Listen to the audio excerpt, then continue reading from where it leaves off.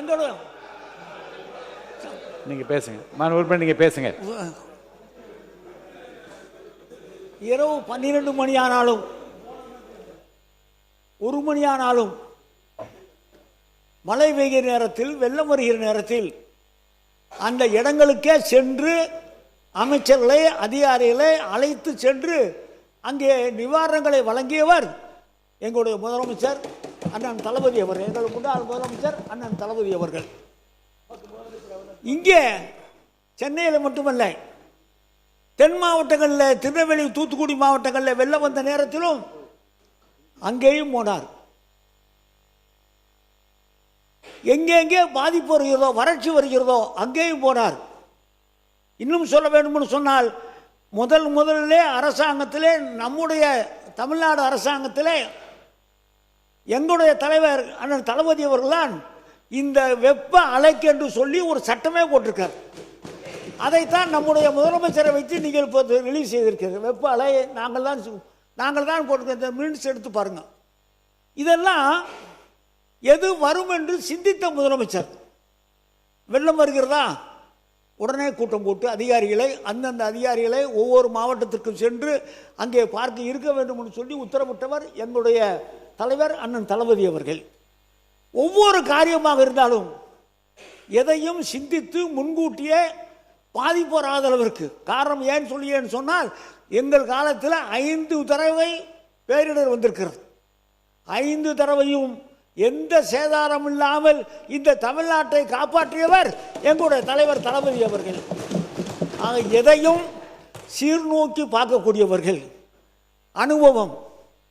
சட்டமன்ற உறுப்பினர், அதற்கு பின்னாலே மேயர், அதற்கு பின்னாலே துணை முதலமைச்சர், முதலமைச்சர் என்று சொல்லி எல்லா வகையிலும் அனுபவம் இருக்கிற காரணத்தால் அதையெல்லாம் செய்து கொடுத்த மிகப்பெரிய ஒரு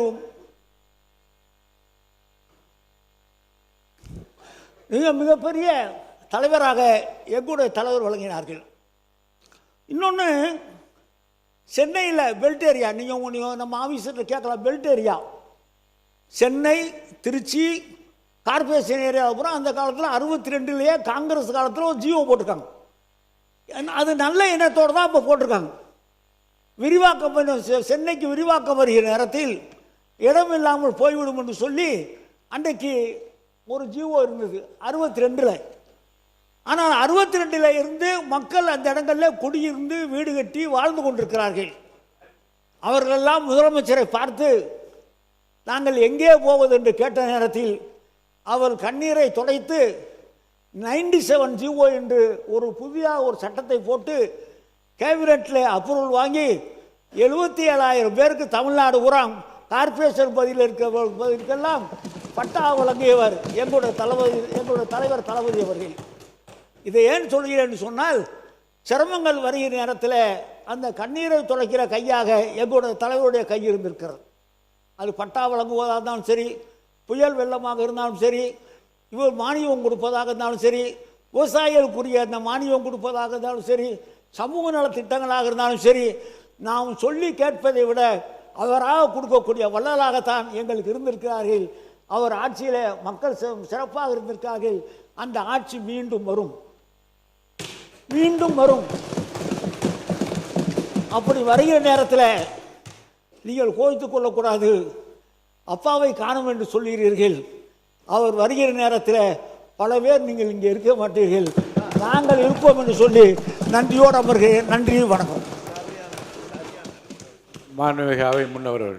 மாண்பு பேரவைத் தலைவர் அவர்களே, நன்றாகத்தான் பேசினார். எரிதாக பேசுகிற போதுதான் குதர்க்கமாக கொஞ்சம் பேசியிருக்கிறார்கள். இந்த ஆட்சி மீண்டும் வரும் என்று சொன்னீர்கள். என்றைக்கும் உங்கள் ஆட்சி வராது. நம்முடைய தமிழக முதலமைச்சர் வெற்றி தளபதி இருக்கும் வரை உங்கள் தலை தூக்க முடியாத இந்த தமிழ்நாட்டில். மாண்பு முன்னாள் முதலமைச்சர் சொல்லுங்க. மாண்பு முன்னாள் முதலமைச்சர், உங்களுக்கு தான் அனுமதி அளிக்கிறேன். மாண்பு முன்னாள் முதலமைச்சர் பேசுறீங்களா? ஒரு சட்டமன்ற உறுப்பினரோடு திமுக இருந்த வரலாறு இந்த சட்டமன்றத்தில் உண்டு. ஒரே ஒரு சட்டமன்ற உறுப்பினரோடு திமுக எப்படி விழுமோ, விழுந்த வேகத்தில் அப்படியே எழுந்திருக்கக்கூடிய கட்சி தான் திமுக. மாண்பு அவை முன்னவர். மாண்புமிகு பேரவைத் தலைவர் அவர்களே, ஒரு சட்டமன்ற உறுப்பினரை ஆரம்பித்து ஆட்சி நடத்திய நீங்கள் இன்று எதிர்க்கட்சியிலே அமர்கிற நிலையை தமிழ்நாட்டு மக்கள் உருவாக்கி விட்டார்கள். இனி உருவாக்கி கொண்டே இருப்பார்கள். மாண்பு முன்னாள் முதலமைச்சர்.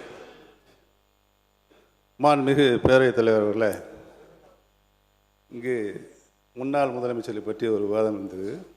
புரட்சித் தலைவர் எம்ஜிஆர் அவர்கள் முதலமைச்சராக இருந்த நேரம் அவருடைய தலைமையின் கீழ் இங்கு சட்டமன்ற உறுப்பினராக இருந்தவர் முத்தமிழறிஞர் அவரை பற்றி அவர் பெயரை சொல்கின்ற பொழுது புரட்சித் தலைவர் அவர்களை எழுந்திருந்து சபையில் அந்த உறுப்பினரை பார்த்து, கலைஞர் என்று தான் நீ சொல்ல வேண்டும், நீ வாபஸ் வாங்கு, மன்னிப்புக்கள் என்று சொன்னார்கள். அந்த மாதிரி கண்ணியமிக்க சபைகள் இந்த சபையில் நம்மளுக்கு முன்னாலே வழிவகுத்து தந்தவர்கள். ஆட்சிய கண்ணியத்தை நாம் காப்பாற்ற வேண்டும் என்று அனைத்து உறுப்பினருக்கும் நான் கேட்டுக்கிறேன். அவை முன்னவர். மாண்புமிகு பேரவைத் தலைவர் அவர்களே, மாண்புமிகு முன்னாள் அமைச்சருக்கும் தெரியும், அவரும் அன்றைக்கு அமைச்சராக இருந்தவர். 1977 புரட்சித் தலைவர் இந்த புனித கோட்டையில் அமர்ந்ததற்கு பிறகு அவர் உயிருள்ளவரை திராவிட முன்னேற்றக் கழகம் வெற்றி பெறவில்லை என்பதுதான் வரலாறு. மாண்பு உறுப்பினரின் கவனத்திற்கு போதும்.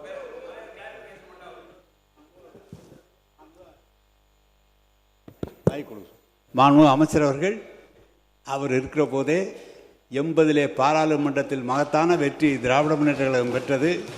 அவர் இருக்கிற போதுதான் 86 நடைபெற்ற உள்ளாட்சி தேர்தலிலே திராவிட முன்னேற்ற கழகம் முழுமையாக வெற்றி பெற்றது என்பதை தெரிவித்துக் கொள்கிறேன். மாண்பு பேரவைத் தலைவர் அவர்களே, மாண்பு ஒரு அமைச்சர் அவர்கள் இங்கே குறிப்பிடுகிற போது முன்னாள் அமைச்சர் குறிப்பிடுகிற போது குறிப்பிட்டார்கள், 80 நீங்கள் நாடாளுமன்றத்துக்கு சென்றீர்கள், ஆட்சியை கலைத்தீர்கள்.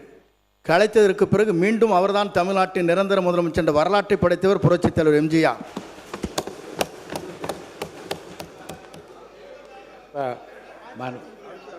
மாண்பு பேரவை உறுப்பினர்களுக்கு இருங்க,